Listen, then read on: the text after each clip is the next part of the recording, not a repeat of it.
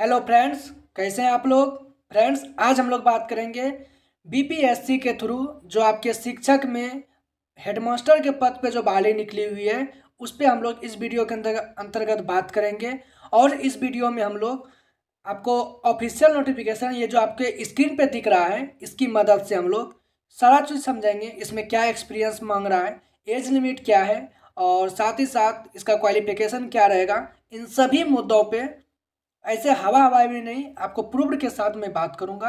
तो आप लोग वीडियो के अंत तक बने रहेंगे।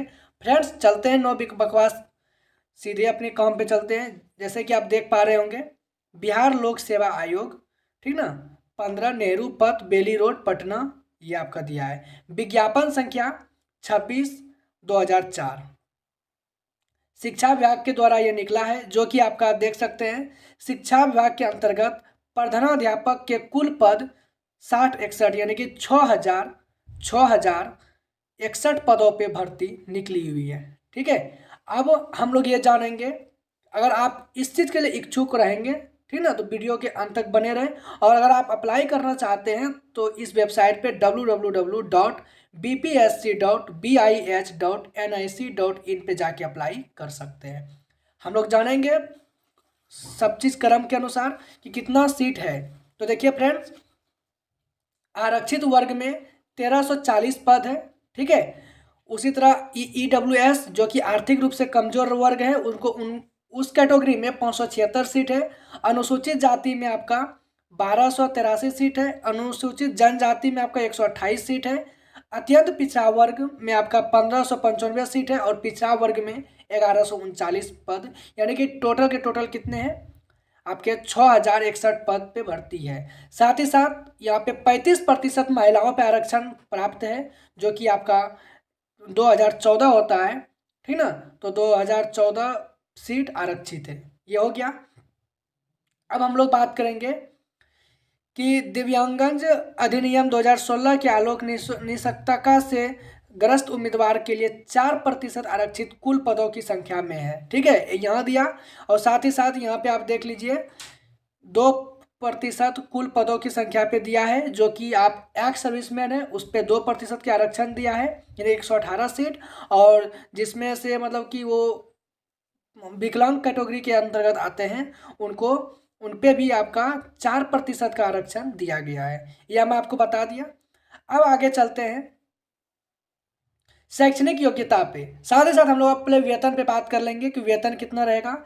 तो फ्रेंड्स, वेतन जो है आपका 35,000 से शुरू रहेगा। मूल वेतन आपका 35,000 रहेगा और ये समय समय पर दे अनुमानी भत्ता रहेगा। ठीक है, साथ ही साथ यहाँ पे बोल दिया गया है कि विज्ञापन पदों की संख्या घट बढ़ सकती है, यानी कि ये जो ऑफिशियल नोटिफिकेशन है इस पे आपको साफ साफ में बोल दिया कि विज्ञापन संख्या जैसे 6061 पदों में भर्ती निकली है, ये घट भी सकता है कुछ रिक्त पद, या तो कुछ बढ़ भी सकता है। सबसे अहम बात और सबसे बहुत बड़ी बात जो है कि आपका शैक्षणिक योग्यता क्या रहेगा, इस पे हम लोग बात करेंगे। तो फ्रेंड्स, ये आप देख सकते हैं। इसके पहले मैं आपको एक बात बता दूं, अगर ये नोटिफिकेशन आप प्राप्त करना चाहते हैं तो मेरे वीडियो के नीचे डिस्क्रिप्शन में टेलीग्राम ग्रुप का लिंक दिया है, वहाँ पे से आप प्राप्त कर सकते हैं, वहाँ मैं शेयर कर देता हूँ। ठीक है, अब हम लोग देखते हैं क्या है। तो फ्रेंड्स, पहला कि आप भारत का नागरिक हो और साथ ही साथ बिहार राज्य का निवासी हो, यानी कि अदर स्टेट वाले नहीं, यानी कि बिहार के जो निवासी हैं वही अप्लाई करेंगे। साथ ही साथ मान्यता प्राप्त विश्वविद्यालय, एक मिनट, मान्यता प्राप्त विश्वविद्यालय कम से कम 50% अंकों के साथ आपका स्नातकोत्तर उत्तीर्ण हो, यानी कि आपका बीए जो आप जैसे जो भी किए होंगे, ठीक है ना, बैचलर डिग्री कम से कम 50% होना अनिवार्य है। ठीक है, और अगर आप सॉरी, अगर आप अनुसूचित जनजाति या अत्यंत पिछड़ा वर्ग इन सभी से आते हैं तो आपको 5% का छूट मिल जाएगा यहाँ भी। ठीक है, अब आगे देखते हैं। मान्यता प्राप्त संस्था से आप बीएड या बीएड या बीसीसीएड उत्तीर्ण हो, ये सभी आपका चाहिए, क्वालिफिकेशन के अंतर्गत आएंगे। साथ ही साथ वर्ष 2012 या उसके बाद नियुक्त शिक्षक हेतु शिक्षक पात्रता परीक्षा में उत्तीर्ण हो, यह दिया है आपका। सीबीएसई या आईसीएसई या बीएसईबी के संबंधित विद्यालयों में कार्यरत शिक्षकों के लिए दक्षता परीक्षा या पात्रता परीक्षा का प्रावधान लागू नहीं होगा। ठीक है, ये आप देख सकते हैं। अब बात करेंगे कि एक्सपीरियंस पे क्या एक्सपीरियंस मांगा गया है, वो उस बात पे बात करेंगे। राज्य सरकार के विद्यालय में पंचायती राज संस्था एवं नगर निकाय संस्था अंतर्गत माध्यमिक शिक्षक के पद पर न्यूनतम 8 वर्ष की लगातार सेवा, यानी कि आपके पास 8 वर्ष का एक्सपीरियंस रहना चाहिए। साथ ही साथ फ्रेंड्स बात करेंगे हम लोग सीबीएसई या आईसीएसई या बीएसईबी से अस्थायी संबद्धता प्राप्त विद्यालय में माध्यमिक शिक्षक के पद पर न्यूनतम 12 वर्ष की लगातार सेवा हो।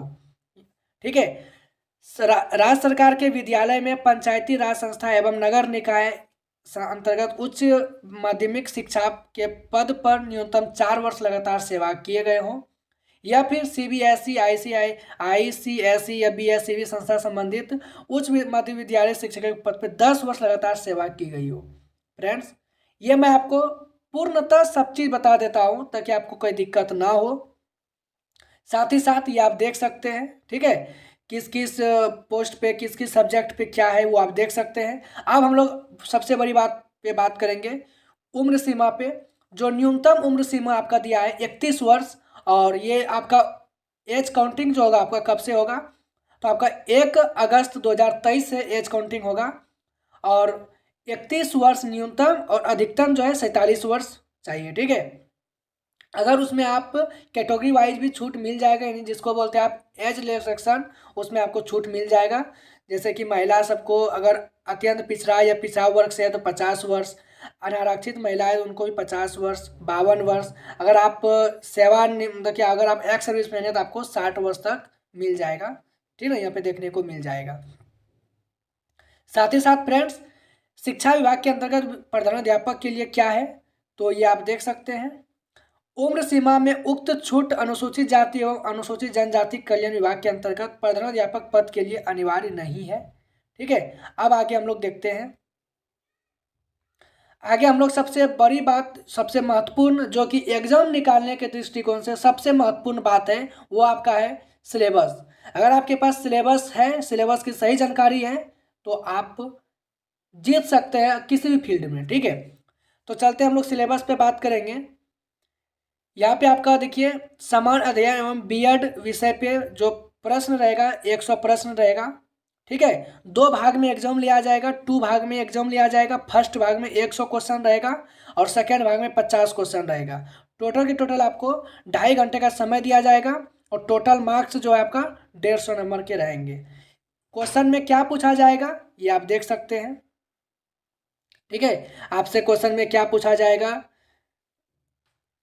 प्राथमिक गणित, रीजनिंग, राष्ट्रीय अंतर्राष्ट्रीय घटना चक्र, समान विज्ञान, अंतर्राष्ट्रीय आंदोलन, भूगोल, राजनीतिक विज्ञान, राजनीतिक, ये सभी पूछे जाएंगे। ठीक है, और भाग 2 में जो आपका प्रधानाध्यापक के लिए बीएड विषय का एक पत्र हो, युक्त पत्र में बीएड विषय के प्रश्न होंगे। फ्रेंड्स, आपको घबराने की बात नहीं है, यहाँ पे टोटल के टोटल सिलेबस का संपूर्ण चीज़ दे दिया है। अगर आप चाहते तो आप स्क्रीनशॉट भी ले सकते हैं। ठीक है, अब आगे हम लोग चलते हैं। ये जो आपका एग्जाम होगा वो एमसीक्यू रहेंगे, ठीक ना, ऑब्जेक्टिव पे रहेंगे। प्रत्येक प्रश्न 1 अंक का होगा और इसमें नेगेटिव मार्किंग नहीं रहेगा। देखिए यहाँ लिखा है नेगेटिव मार्किंग नहीं रहेगा, किसी के भी काव्य में आप नहीं आइएगा। न्यूनतम अर्हता क्या रहेगा, कम से कम आपको 40% प्राप्त करना पड़ेगा। अगर आप पिछड़ा वर्ग से है तो 36.5%, अगर आप अत्यंत पिछड़ा वर्ग से है तो 34%, और अनुसूचित जनजाति या अनुसूचित जाति से है या दिव्यांग कोटा से है तो आपको 32% न्यूनतम इस अंक में प्राप्त करना पड़ेगा। ठीक है, साथ ही साथ फ्रेंड्स और कुछ इसमें बात होगा। फ्रेंड्स, जब आप ऑनलाइन करवाएंगे तो आपसे ये क्वेश्चन पूछा जाएगा। ठीक है, देख लीजिए ऑनलाइन के वक्त आपका जैसे जनरल के लिए आपको कोड 1 यूज करना है, ठीक ना, एससी के लिए आपको कोड 2, एसटी के लिए 3, ईबीसी के लिए 4, बीसी के लिए 5 और ईडब्ल्यूएस के लिए आपको 6। ये कोड रहेगा, आपका कोटि कोड रहेगा, ये आप देख लेंगे फ्रेंड्स।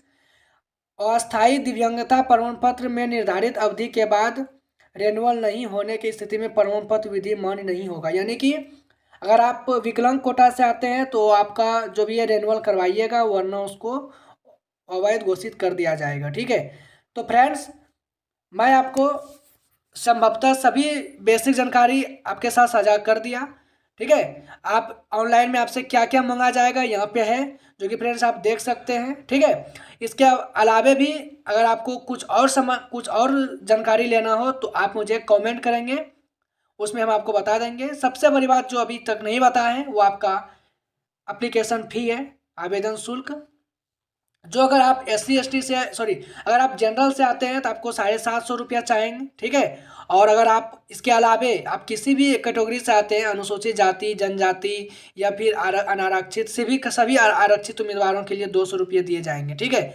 लेकिन फ्रेंड्स आपको जो है बायोमेट्रिक के लिए 200 रुपया देना ही पड़ेगा सबके लिए, यानी कि कहीं ना कहीं बात किया जाए तो जनरल के लिए 950 रुपया लगेंगे और अदर के लिए 450 रुपये लगेंगे। ठीक है। ये आपका मतलब कि अनिवार्य कर दिया गया है। ठीक है। साथ ही साथ फ्रेंड्स आप अप्लाई कब से कर पाएंगे, तो आप अप्लाई जो है 11 मार्च 2024 से लेकर के 2 अप्रैल 2024 तक अप्लाई कर पाएंगे। अगर आप इस चीज़ के लिए इच्छुक हैं तो आप अप्लाई जल्द से जल्द कर लेंगे। हालांकि अभी अप्लाई डेट्स जारी नहीं हुआ है, रिलीज हुआ है, जारी नहीं हुआ है। तो आप 11 तारीख से अप्लाई होना शुरू हो जाएगा। 1-2 दिन लिंक फेल बताएगा, लेकिन आपको ठीक ना 15-20 मार्च तक आपको अप्लाई कर लेना है। और फ्रेंड्स इसमें सभी संभवतः जानकारी हम आपको दे दिए।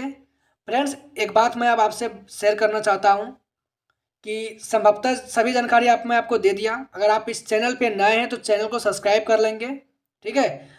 मुझे मालूम है आप सभी वीडियो देखते हैं बट सब्सक्राइब नहीं करते हैं, और कम से कम आप वीडियो को शेयर जरूर करें, जिससे कि किसी एक भाई का आपके किसी एक छोटी सी हेल्प से किसी की ज़िंदगी में ठोकर से बच सकते हैं। ठीक है। इसलिए आप अप्लाई मतलब कि शेयर करेंगे, ज़रूर शेयर करेंगे। ठीक है। और फ्रेंड्स इस चैनल पे सभी प्रकार के अपडेट्स सरकारी नौकरी से संबंधित दिए जाते हैं। अगर आप सरकारी नौकरी की तैयारी कर रहे हैं इस चैनल को फॉलो जरूर करेंगे।